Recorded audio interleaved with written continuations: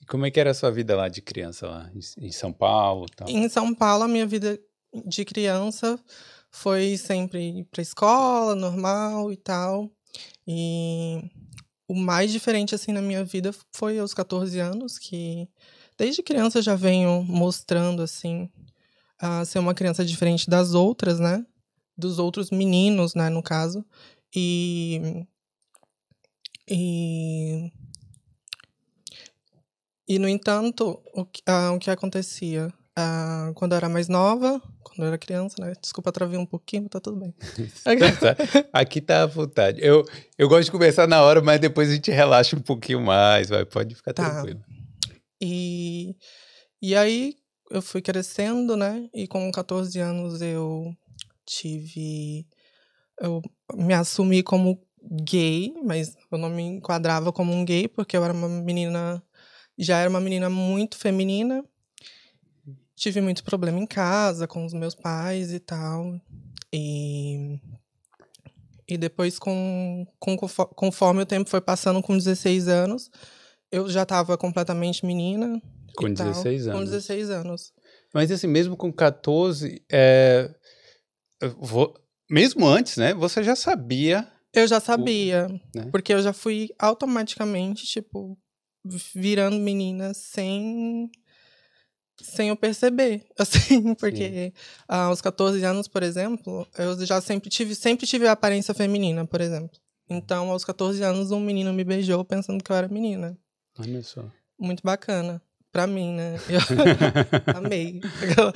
E a partir desse momento, eu falei, eu sou isso e ponto. Só que eu tive muitos problemas em casa. Tive muitos problemas com os meus pais e tal. Além dos seus pais, você tinha outra pessoa para conversar? Um tio? Tinha minha tia. Eu Um tinha uma parente mais tia velho? que ela era um pouco mais tranquila que minha mãe. Mas não era... Minha família não era tão aberta, porque vem do Ceará, uma mente um pouco mais fechada e tal. E o meu pai, ele é do Pernambuco, então ele era um pouco mais rígido comigo. Ele sempre foi muito rígido. Então, para ele aceitar, demorou um pouco. A situação de eu ser trans demorou bastante até. Sofri muito. Sofri bastante quando eu era nova. Enfim, é isso. Eu imagino, né? Porque é difícil, né? A gente fala assim, mas deve ser uma complicação muito grande. É uma complicação de todos os âmbitos, de toda parte. Dos meus pais, por exemplo, o meu pai, ele sempre teve restaurante, então para ele era difícil o preconceito que as pessoas jogavam para ele por causa de mim, que eu era muito feminina e tal. Então, o problema dele, na verdade, era o julgamento dos outros. Eu acho que sim. E dele também, que ele era muito bruto. Ele foi um pouquinho mal comigo, mas passou. Depois que eu cresci, ele ficou mais tranquilo. Mais tranquilo. Hoje ele me aceita e tá tudo certo. Então, dos 14 aos 16, que foi a sua transição. A minha transição. Porque eu já parecia menina. Então, acho que eu não precisei a transição, assim. Só que com 18 anos, que daí eu comecei a tomar hormônio e tal. Tudo certinho. E aí eu comprei roupas de menina mesmo, assim. Tava vestindo completamente como menina. Mas até aí eu sofri um pouquinho, porque meu pai não queria que eu virasse trans e tal. E daí eu peguei e voltei atrás. Aí eu fiquei 1 ano com depressão, porque eu não podia ser quem eu era e eu tinha que seguir o que meu pai queria, porque senão não ia conseguir morar mais com eles, ou ia embora de casa. Sim. E essa era a única opção. Porque você ainda estava em casa, né? Não pagava as contas ainda, não podia fazer o que você... Era uma criança, né? Sim. Tipo, querendo ou não, 17, 16, 18 anos é uma criança. Então, eu não tinha muito apoio, não tive muito apoio quando era um pouco mais nova. Eu acho que porque eles não sabiam também de como fazer, né?